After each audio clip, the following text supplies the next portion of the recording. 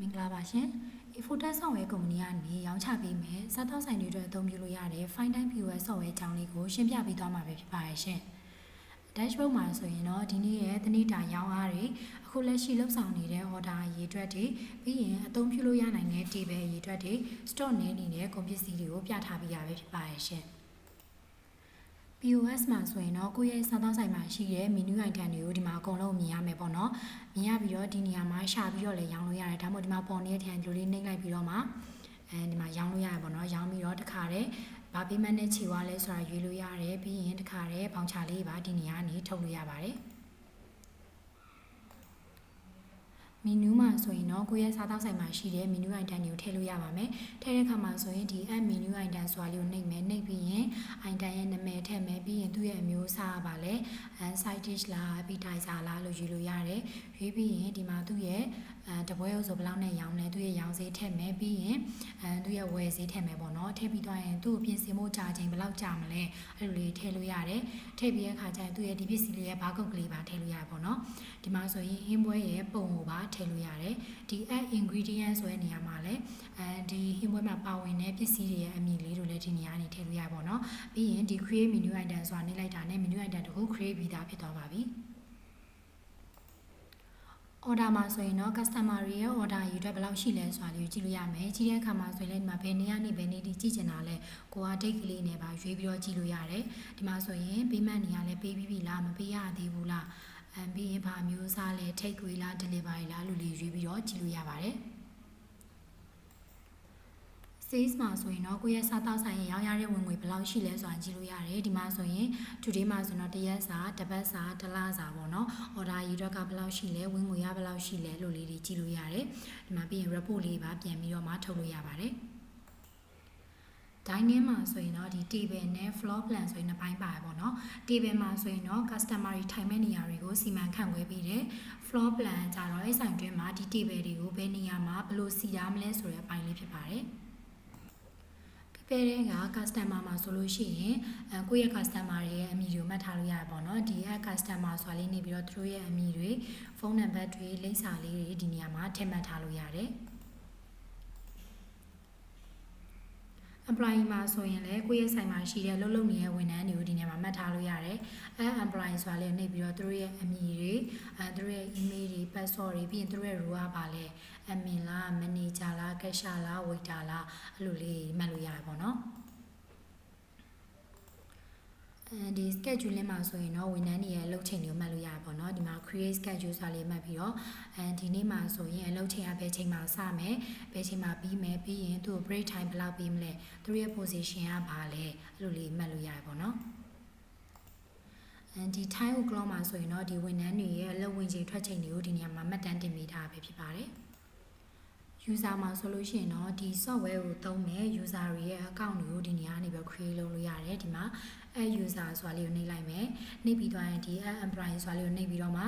ဒီ software သုံးမဲ့ user ရဲ့သူရဲ့ first name last name ထည့်မယ်ပြီးရင်သူကဒီ software ဝင်သုံးတဲ့အခါမှာဘာ email address နဲ့ဝင်မလဲဘယ် password နဲ့ဝင်မလဲသူရဲ့ role ကဘာလဲအဲ့လိုလေးရွေးပြီးတော့မှ user အတွက် account တစ်ခု create လုပ်လို့ရပါတယ်position မှာဆိုရင်တော့ဒီဝန်ထမ်းတွေရဲ့ယာတွေပေါ့နော်ဥပမာအနေနဲ့ဒီ cashier တို့ admin တို့ manager တို့ဒီနေရာနေ create လုပ်လို့ရတယ်ဒီမှာ create position ဆိုတာလေးနေပြီးတော့ position name မှာဆိုရင်သူက manager လား kitchen staff လား HR လားလို့ထည့်လို့ရတယ်ပြီးရင် description မှာဆိုရင်သူကဘာတွေလုပ်ရလဲလို့လေးထည့်မှတ်လို့ရတယ် hourly rate မှာဆိုရင်လည်းသူရဲ့လစာဘယ်လိုရလဲပေါ့လို့လေးလိုက်ပြီးတော့မှတ်လို့ရပါတယ်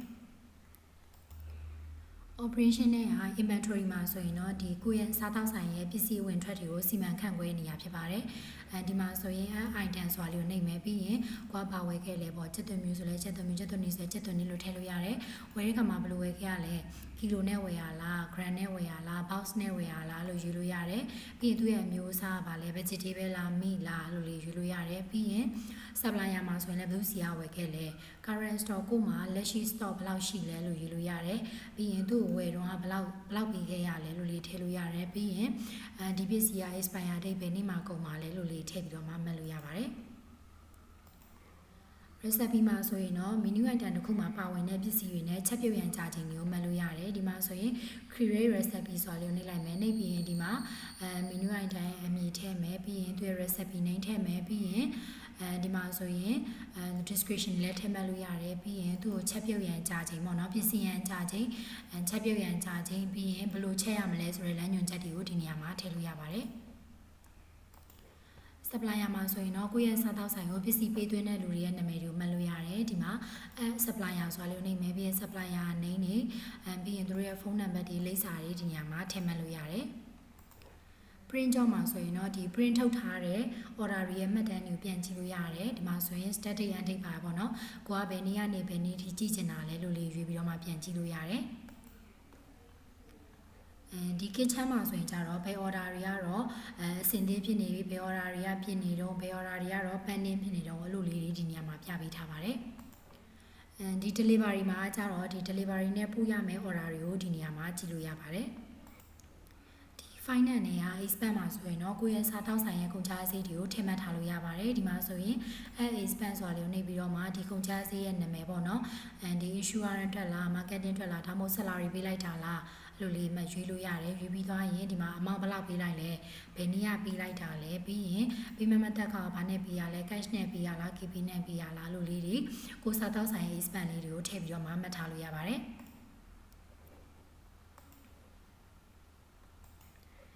ဒီပေးမှတ်မှာဆိုရင်တော့ဒီငွေပေးချေထားတဲ့အချက်လက်တွေကိုပြန်ပြီးတော့ကြည့်လို့ရတယ်ပေါ့နော်cash နဲ့ပေးထားတဲ့ order ဘယ်လောက်ရှိရဲ KP နဲ့ပေးထားတဲ့ order ဘယ်လောက်ရှိရဲ MMQR နဲ့ပေးထားတဲ့ order ဘယ်လောက်ရှိရဲလို့လေးတွေကိုဒီနေရာမှာပြန်ပြီးတော့မှကြည့်လို့ရပါတယ်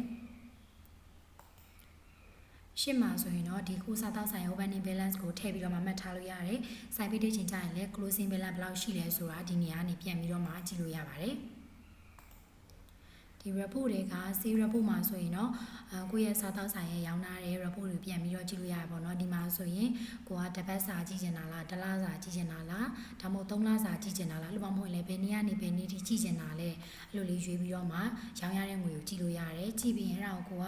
Excel file လေးနဲ့ထုတ်ချင်တယ်ဆိုရင်ဒီ export Excel ဆိုတာလေးကိုနှိပ်ပြီးတော့မှထုတ်လို့ရပါပေါ့နော်။ပါချေ report မှာဆိုရင်တူတူပဲကိုကဝယ်ထားတဲ့စီးရင်နေပေါ့နော်